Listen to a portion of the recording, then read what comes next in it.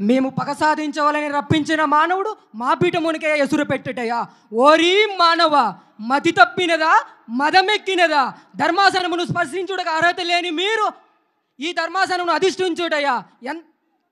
ఏమంటివి? మానవ జాతి నీచమా?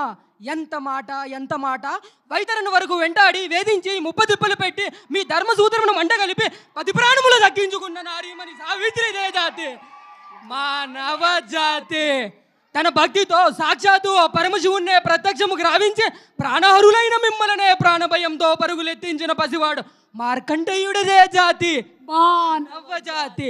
నీచమన్న మా జాతి మూలమున ఏనాడు అప్రతిష్ట మూట కట్టుకున్న మీరు నేడు మమ్మ అవలేలం చేయుటయా.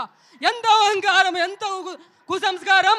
నేటి నుంచి దేవుడు అధికుడు, నరుడు అనుముడు అన్న కింద భావాన్ని కూకటి వెళ్ళతో సైతం ముగిలించి వేసదా. ముగ్గులు పొందే మొక్కడి దేవతలు దిక్కులు నేలే అష్టదిప్పు కాళ్ళకులు మనుగడికి పంచభూతములు సైతం జయోనురుడా నర్శించే విధముగా ఈ సింహాసనాన్ని అధిష్ఠించదయ.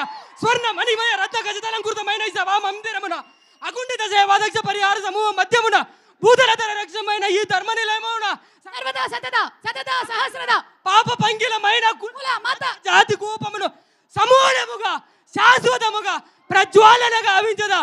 Any doubts? No doubts. మీ పేరు Saumyanath, IIIT Nuzvid, B Tech graduate, present software ఇంజనీర్గా వర్క్ చేస్తున్నారు. ఆధార్ కార్డ్ నంబర్ ఊరుకో. పేరు అడిగితే దాంతో పాటు అన్నీ చెప్పేశాడు. ఓకే, పెళ్ళయిందా? Age 21 madam.